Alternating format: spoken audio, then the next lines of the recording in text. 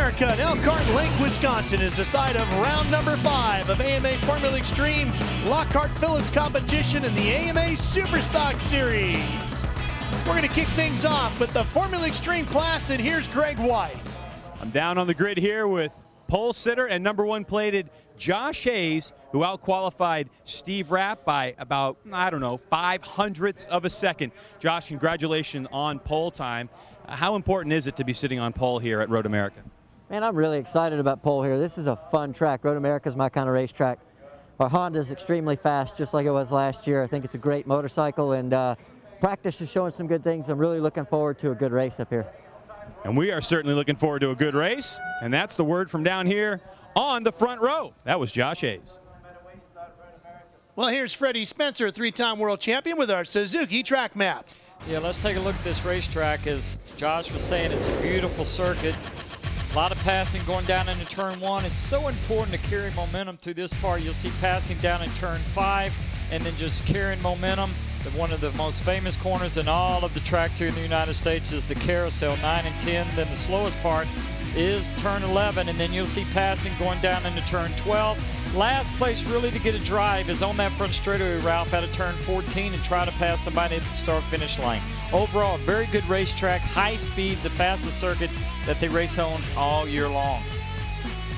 Let's show you our Dunlop starting grid as we get set for this one to get underway. And on the pole, Josh Hayes. He just got Steve Rapp at the very end on the Parts Unlimited Honda. And next to him, Steve Rapp on the Attack Kawasaki. A good starting position for a Daytona 200 winner. Looked like he was going to have pole there for a while. And then Ben Attard on the other Attack Kawasaki. Good starting position for him. He wants to get up front and don't let those guys get away. And outside the front row is Aaron Gobert on the other Parts Unlimited Arian Honda.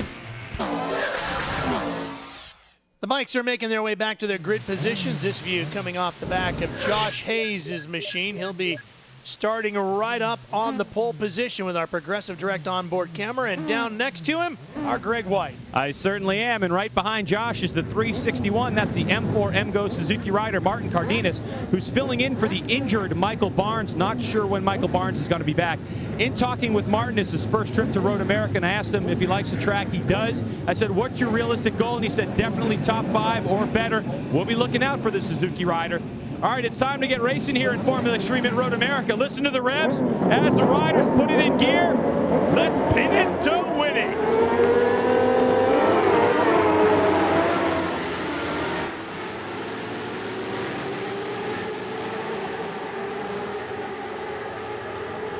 Fanning out as they head to turn 1, and Hayes will get there first. Looks like both the Arian Hondas in first and second. Just taking a look back, this is certainly what Josh Hayes wants the view to be for all the other riders. And Aaron Gobert, his teammate, again in second position.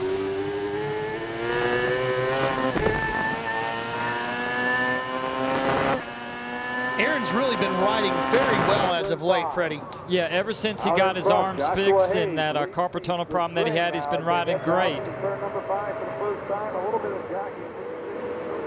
He's been coming back stronger and stronger as we got a lot of guys going in there into turn 5, and we had somebody run off. Looked like maybe Chaz Davies. Yeah, it is. Unfortunate for him. He had such a great starting position on the Celtic Racing Yamaha. Started on the outside of row number 2. Now finds himself off at turn number 5. And here comes Steve Rapp on that green Kawasaki. The Attack Kawasaki sniffing around Gobert to maybe make a challenge for second here. This does nothing but help Josh Hayes as Aaron Gobert has to try to protect that second position as they come through the carousel for the first time. What a great corner this is, Ralph, because it's not only a big sweeping right-hand corner as Steve Rapp makes the pass on Aaron Gobert going into the chicane for the first time, but it's a corner that actually goes downhill away from you. Such a work for the guys to get the front of the motorcycle to hold its line, and Josh Hayes, they're going through the kink for the first time. Hard on the brakes down the Canada corner.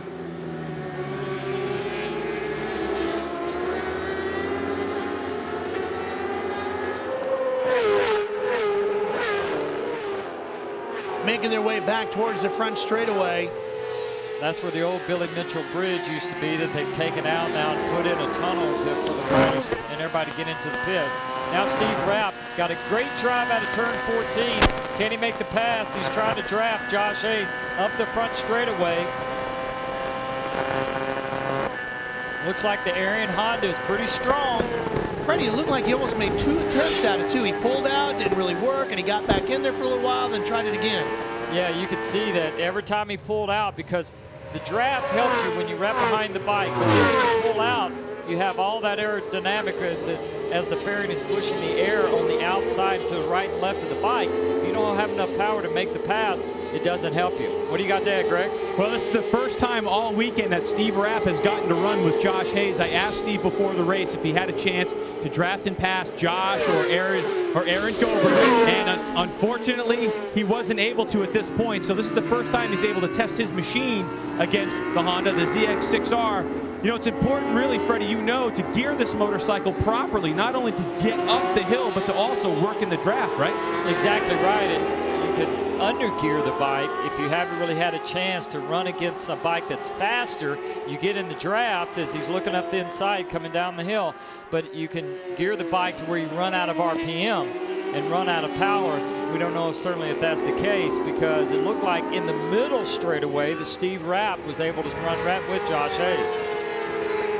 And that climb up that hill on the front straightaway is pretty significant. That's a fairly steep hill. Yes, it is. Now Steve Rapp looking up the inside, going in the chicane. You know, talking to Josh Hayes, he was happy that he was on the pole, but he felt like that he still wasn't as sharp as he wanted to be, and that he felt he should have been able to go faster. Boy, what a great shot. That's way over on the far backside of the racetrack through that valley. Tough to get a signal out of there. Through Canada corner. And Rapp hanging right with him. Some of the changes, as we're looking at such a great speed shot that they've made, is not only by getting rid of the Billy Mitchell Bridge, but also they've changed the curving. They've given the riders in some of the corners a little extra room to be able to drift out on the exit of the racetrack. Now let's see what Rapp can do at the draft. Here he comes again, Freddie.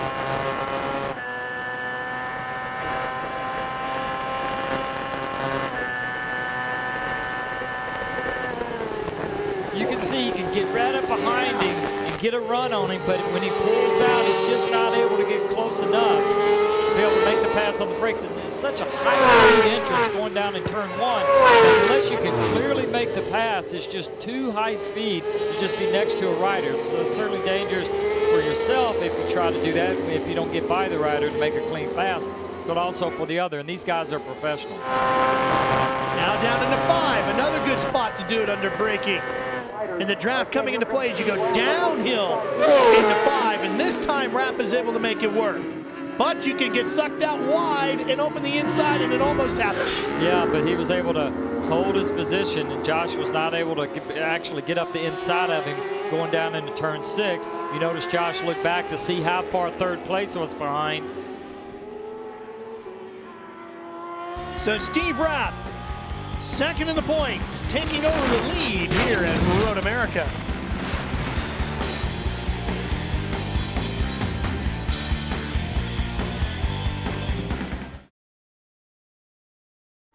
Speed's coverage of Formula Xtreme from Road America is brought to you by Honda, the company. Should be just AMA Road Racing, right? Because it's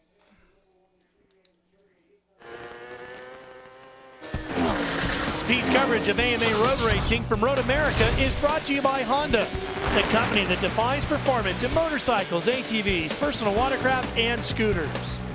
And by Progressive. Before the gremlins get you, get Progressive, #1 in motorcycle insurance. Welcome back to Elkhart Lake, Wisconsin, Road America. Beautiful, picturesque racetrack nestled through the countryside here in Wisconsin. Very, very traditional road circuit. Oh, this is one of the great circuits that we have here in the States. It kind of reminds you of a circuit that you would see in Europe, high-speed Grand Prix circuit, and the changes they've made over the last years to make it not only safer, but also to make it better for the riders as far as like I was saying earlier, the curbing and a little more runoff. As you'll see Josh Hayes under the brakes going down into turn 5. And this is one of the areas where they've made the change. You'll watch as they accelerate off the corner. You can see he can get past the white light. Steve Rapp squares off the corner and remade the pass. Now he did what Josh was not able to do to him just a lap or so before. And Aaron Gobert staying right with these two. We've got a great battle going on here between the two Arian Hondas and the attack Kawasaki of Steve Rapp. And Josh Hayes up the inside of Steve Rapp going into the carousel, but can't make it stick. What a great corner. Boy, if Steve had drifted out just a little bit more. Well, that's what you try to do in that corner, Ralph, is you want to drift out so that as you come through it, get halfway through quarters, you start bringing the bike down so you can carry speed and also not run too wide on the exit, because you have to bring it back to make the left-hander going in the first part of the chicane. Through the high-speed kink, and down to Canada corner. Hard on the brakes here. Now as they come through Canada, leading up to 13 and then turn 14, we were talking earlier, that Steve Rapp was just staying in the draft of Josh Hayes, but that last lap, you can see Josh was not able to draft by Steve Rapp. We'll see if he's able to get close enough this time. The attack Kawasaki having plenty of power. They got a good run out of that last corner. Here he comes up alongside. And he clears him. And Gobert on the outside. Look at that. Oh, Aaron definitely carried a lot of speed through turn 1 and drifted just a little bit wide, got up on the curbing, but you could see it really wasn't a hindrance for him. It certainly didn't cause him that much of a problem, but he did lose a little bit of a distance, and that gap's about 1/10 of a second.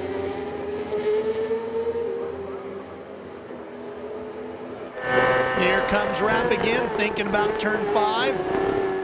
And then back just a little ways, Martin Cardenas has moved into 4th position, has made that pass around Ben Attard. He was hoping to finish in the top 5. Right now, he's certainly doing better than that.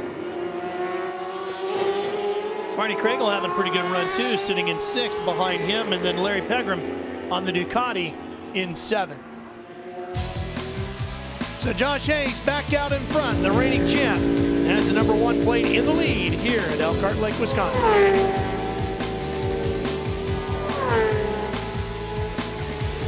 Is the passion for 2 wheels in your blood? Well, now you can get all the breaking news, in-depth analysis, and more with the Motorcycle Racing Report. Only at speedtv.com, keyword green, presented by Kawasaki.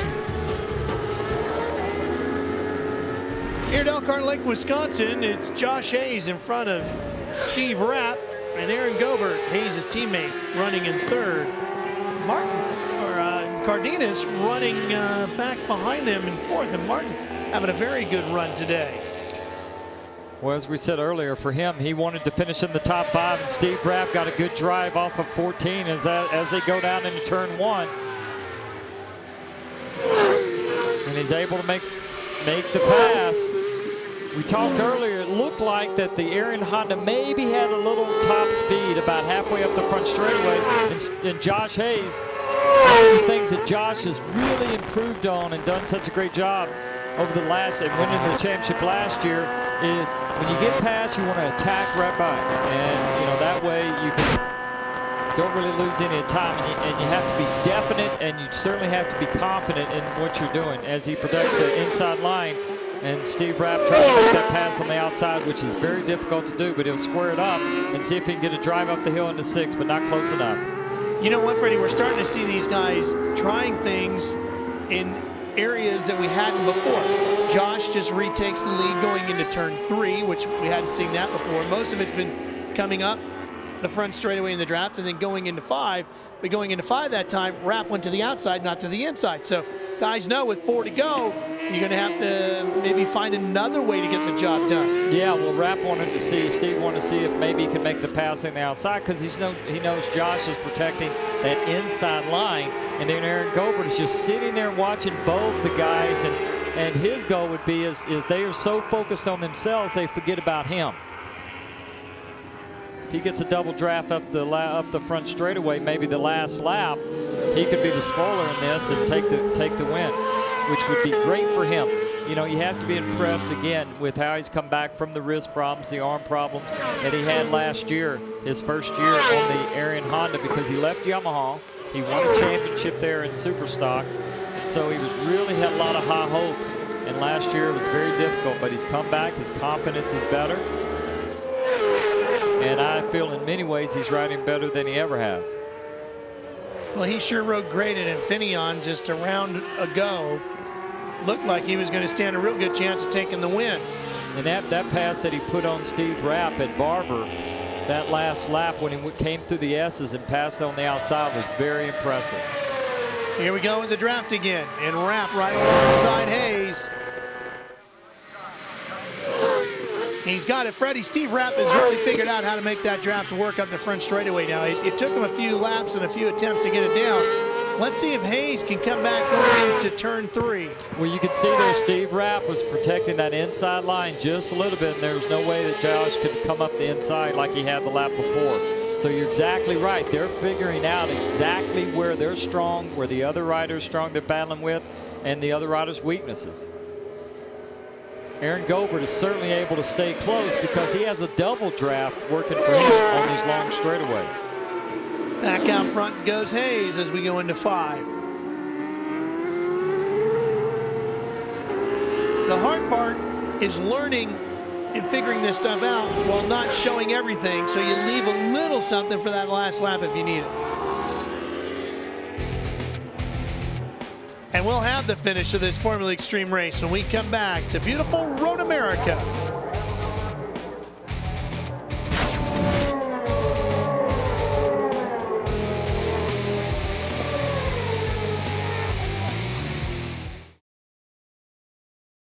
Hayes, Rapp, and Gobert continue to battle here in the AMA's Formula Xtreme Series. Road America, the site of round number 5. Charging up the hill. This time it doesn't look like Rapp's close enough to get into the draft. Maybe we're wrong, because Gobert's coming with him. Rapp goes to the outside to get that done. Now he knows he can do it on both sides, Freddy. Exactly right. He came up on Josh Hayes so fast. And Josh looking up the inside, going down to 3. Is he going to be able to make that tight line work for him and Steve Rapp? And Josh was able to, but that cost him a little bit of corner speed. And Aaron Gobert now trying to use the double draft as they go down in turn 5. What a great shot. And Josh Hayes waiting late on the brakes. Boy, you can't do that too far because turn 5 will suck you right in and you end up running wide, and there you go, you're done. We have seen so many riders today that have run down into turn 5 and not able to make the corner and having to go actually on the runoff area before you even turn in to the corner. Now we're seeing Josh Hayes. He's going to try to put in the 2 fastest laps of the race for him. He knows that he certainly doesn't have this race in the bag at all. The defending Formula Xtreme champion. 2:18.6 is the best time that Josh Hayes has run. 2:18.7 for Rapp, and the quickest one of the day belongs to Gobert with a 2:18.61. Oh, and Aaron Gobert ran wide, and that certainly cost him a lot. He was up on the outside of Steve Rapp, and he was not able to get on the brakes and slow the bike down. Now he's got Martin Cardenas to worry about for that last podium position. And as we were talking about all race for the Martin Cardenas on the M4 Suzuki, for him to not only just finish in the top 5, but to get on the podium would be incredible. Wonderful opportunity for Martin on that blue 361 to get up in there, make a name for himself over here in the States, and maybe encourage some higher up officials to take note of him and maybe set him up with an even better ride for next season. As we come up the front straightaway, Steve Rapp not anywhere close enough this time for the white flag for Josh Hayes. Is he going to get close enough to make the pass going down in turn 1? Wow. Wow, he came from way back to be able to use that draft. It just shows how well it works. Was he toying around earlier, do you think, that he just was testing it, he pulled out, went back in and pulled out again? Well, we don't know because that was awful easy, and he was way back. Yes, he was, and Steve Rapp is certainly a veteran rider. We talked about how great it was for him and the Kawasaki team to win the Daytona 200. Now that Josh Hayes is looking up the inside, and Mark Cardenas has made the pass on Aaron Gold for third position. On the final lap, and here we go. Watch the battle for the lead. Hayes and Rapp swapping it back and forth, and right behind them, a big fight for third as well. Mark Cardenas has actually closed down on these two riders up front. I don't believe, certainly probably is not close enough to have a chance to win the race unless these two guys do something that affects them, take each other, you know, maybe wide in a corner.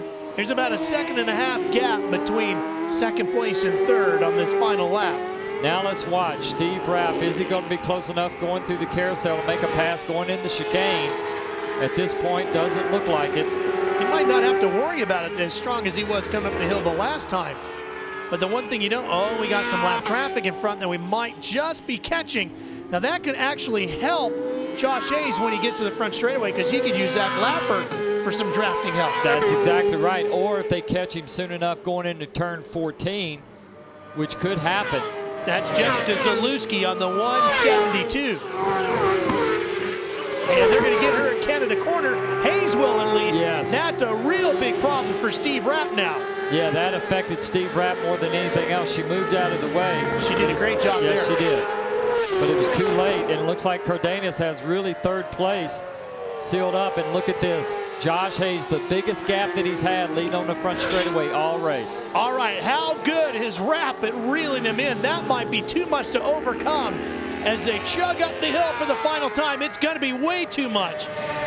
Josh Hayes wins at Road America in Formula Xtreme, and what a great run from Martin Cardenas on the 361. He brings his Suzuki home in third. The win goes to Josh Hayes. Second to the Kawasaki is Steve Rapp, Greg. Well, Rick Hobbs, Josh just keeps making this interesting, doesn't he? I wish he wouldn't. Yeah, that was a close race. I mean, I'm sure it was entertaining for everybody but me. Yeah, Josh just, you know, he wants this so badly, and he's doing the job, you know, and it was tight today. We kind of figured we might have a bit of competition at this one, and but he just did a great job, and just glad to be back on the box. Congratulations. Thanks, Greg. Let's take a look at the Formula Xtreme results from here in Road America. Josh Hayes with the win. Steve Rapp put on quite the challenge, but came up just short on the final run up the hill. Aaron Gobert, who was running in third, ends up fourth. Larry Pegram with a pretty good finish in fifth. Yeah, what a disappointment for Steve Rapp, though. And we talk about all year how sometimes lap traffic can work for you and against you. And unfortunately for Steve Rapp, it cost him any chance of being close enough to try to make that pass before the start-finish line. Here's Greg in Victor Circle. Well, Josh Hayes, congratulations. What a great race on television. How was it from your seat? Yeah, it was pretty exciting. I enjoyed it from where I was, too, and I'm just glad I was able to come out on top. Parts Unlimited Pro Honda Oils, Arian Racing Team built an amazing Honda. It's fast, man, and you know, Mr. Rapp's bike looked about the same speed as mine. It looked like we had a pretty good race, and I'm sure it was great for TV. I can't wait to watch it myself on speed. Well, congratulations, Josh Hayes, your winner here at Road America. Greg, Josh Hayes had a 19-point lead coming into today, and he's added to it. It's to 25 now over Steve Rapp. And Gobert lost a few more when he slipped from third to fourth. Halfway through this championship, Freddie. Yeah, and Josh Hayes is doing exactly what he needs to do after, you know, what happened at Daytona. He's come back strong. He hasn't been 100%. He feels like he can still get better. And so if that's the case, it's going to be tough for everybody. Hey, we got more racing coming your way from right here at Elkhart Lake, Wisconsin. Stay with us. Superstock up next when we come back.